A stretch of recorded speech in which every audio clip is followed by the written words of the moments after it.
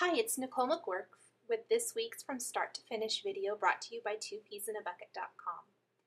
This week's layout features a two-page layout. I've had a bunch of requests for two-page layouts, so I thought we would do one this week. The first thing here is I have pulled some supplies that I think will work nicely together. The base of my layout is going to be white cardstock. Then I've chosen some Imaginus papers from their B-Day Bash line. This green solid or tone on tone, I should say, from KI Memories, a blue from KI Memories. The orange is from KI Memories Groovy collection, and the red is from Doodlebug's Doodlebug collection, rather, I'm sorry. And then I also pulled that red paper with the circles from the Imaginus B-Day Bash collection. Then all my photos are 3.5 by 5, and then I've just pulled some American Crafts stickers that I want to use. I stamped a date on one, some Hero Art stickers that are birthday themed, and then I'll pull a few other things as I go along. So the first thing I'm going to do is I printed all of my photos on 8.5 by 11 sheet of photo paper, and I'm trimming them, leaving a thin white border so they have an instant photo mat. I'm going to trim a couple of strips from the balloon paper and also a strip from the orange paper. I'm going to cut this blue paper in half, so it's 6 by 12 inch strip. 2 of them, since I'm doing a two-page layout. And then I'm going to cut a couple of strips from this Happy Birthday paper. I ended up not using it quite like this, but as we go along, I'll kind of show you how I changed some things and changed my mind and made different decisions. So I'm going to just start by laying out some of my strips of paper here. I kind of already had a little bit of an idea how I wanted the page to go together. So it'll change a little bit as we go along, but this is the basic idea. Tuck my photos in behind this, or underneath that little strip there. I'm going to cut that just a little bit thinner, this orange strip, and I'm going to cut it to 11 inches tall. So the entire, the white border, cardstock border is going to be about a 1/2 inch on all the sides. I also die cut a couple of words using my silhouette for the title of my page. I'm going to start by, I'm going to go ahead and adhere some of my paper to the page. I'm using that orange as a guide because it's 11 inches tall, so I already know that it's the right height. And I'll just use it as a guide so that I make sure my spacing is right. So I've adhered to a few things here, and I did punch this border, and I apologize, I didn't get that recorded. I thought I had hit record, but it was on pause. And so I'm just trying to figure out how I best like the border, and I'm going to flip it up so that the scallop goes up. And I like that much better. Kind of change some things as I go along. I'm going to go ahead and adhere that scallop border now. Make sure it's right. Kind of lift it up a little bit. Have something to tuck under it in a minute so it's not quite so flat.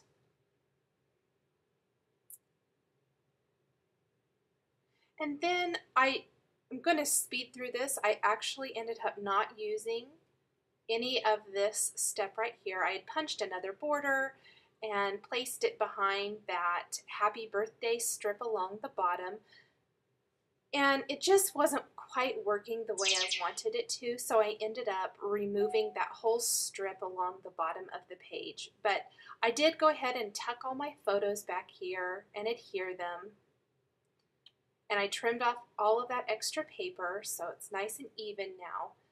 And need to trim just a little bit extra there. Make sure it was all even.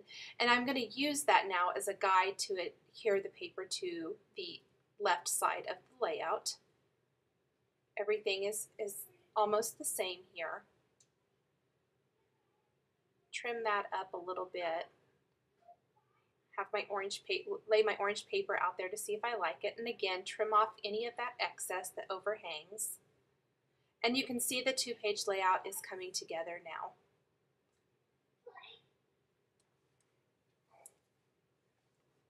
Just trimming up that edge a little bit where I missed a few spots. Kind of lay that back out.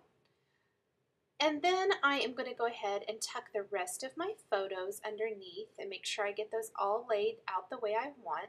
I don't want the seam of the page to go through my son's face or anything like that. So I'm kind of making sure I get that slanted correctly. And even though the photos are not lined up exactly, they still give that cohesive look of a photo border, just kind of more fun, tipped and kind of horizontal like that, and tucked one behind another. So I cut a couple of thin borders from that happy birthday paper now, and I kind of like that happy birthday up there a little bit better, but I think it's too much with these strips along the bottom. So here is that step where I removed that. I thought I might tuck some green paper under there, and that really wasn't working. I didn't think it was very cohesive with the rest of my page, and I ended up cutting a couple of thin 1-inch strips from the remaining balloon paper and adhering them to the bottom of the page. So as you go, you can make adjustments and changes. I kind of kept some of those strips I already had. They'll be perfect for maybe card projects or whatever. And some of it was cut from scraps of paper, so it happens where I don't always make the right choice the first time. I did cut a couple of very thin pieces of paper from that red Doodlebug dot grid paper that I'm going to adhere along the bottom instead of adding another punched border. Because that balloon border is pretty thin down there, I didn't want to add a whole lot more going on, especially here when I add my title in a little bit. So I just added a couple of very thin strips of red paper.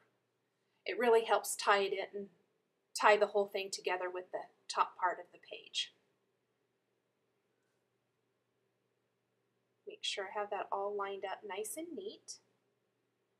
Here are those strips.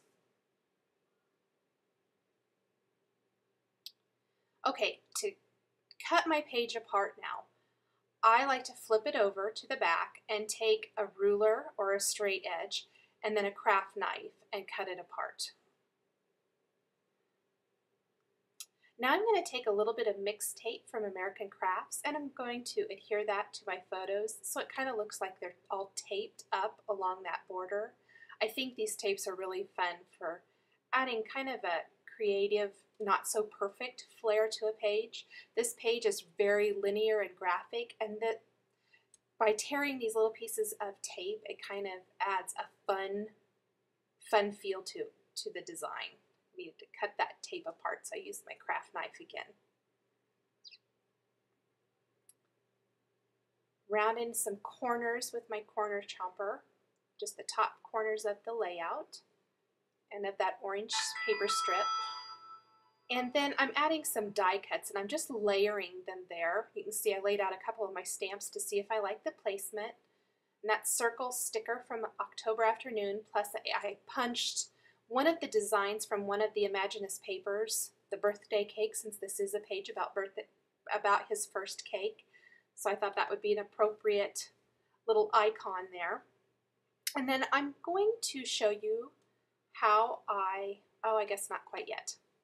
First I'm going to show you, I like to do this technique a lot. I'm going to just temporarily adhere my punched circle to that border, and I'm going to punch through both that orange paper and the balloon paper, which leaves me with a white background. And I used a circle punch a little bit bigger than that sticker, and that just gives you a nice frame for the design, and just it adds a nice dimensional look. You could even pop up that sticker on Pop Dots if you wanted to. This is how I apply my spray adhesive to die cuts or intricate stickers that aren't sticking very well or anything like that. I place them in a box, flip them over, and use spray adhesive. Then I'm just picking them up with like a craft pick so I don't get my fingers all sticky, and applying them to my layout. And again, I layered these. I cut them from pattern paper and from white cardstock. The white cardstock just helps kind of pop them up a little bit since they are so flat. And then this is the orange piece I punched from the border, and I'm going to go ahead and use it as a design element on the page. Plus I cut a half circle from that green KI Memories paper. I'm going to tuck those there and see if I like that. And I'm going to go ahead and stamp this cake and ice cream stamp from Hero Arts. It's one of their new designs, and it's a cling stamp. And I'm going to stamp that with some Versamark ink and stamp that on the orange circle. This technique also is one that you can use with my scrapbook stamping class this month, which features heat embossing. I'm going to heat emboss that with some red embossing powder. It makes that nice and shiny and raised. And this just makes a fun and easy accent for a layout. And you can see where these stamps would be perfect for birthday cards, but they also work for birthday layouts and things like that. Layer my circles and tuck them underneath the border. I'll machine stitch those here in a little bit as well. I punched a couple of other small icons from the paper that I will layer or add to the page here in a second. Trying to figure out where I want to place that other birthday stamp, and I ultimately decide that I'm not going to use it as it is. I'm going to carefully ink only the birthday portion of the stamp to begin with, stamp that with some Versamark, and I'm going to use some green embossing powder. I believe this is the Leaf Zing embossing powder, and I'm going to heat set that. Be careful of the photos, you don't want them to burn the photos. And then I'm going to clean my stamp real good, and I'm going to carefully ink only the "It's Your," and I'll stamp that right above birthday using Versamark ink again. So if you're really careful, you're able to do it this way. You could also mask it off, but I just tried to be real careful with how I did it. And then I'm going to heat emboss that with some dark brown chestnut embossing powder. And I like that a lot better. It works better for my page. Finally, I'm going to add a few stickers, some journaling printed on the die cut, and the page is complete. For more information on this week's page, please visit twopeasinabucket.com on February 9th, 2011. Thanks for watching.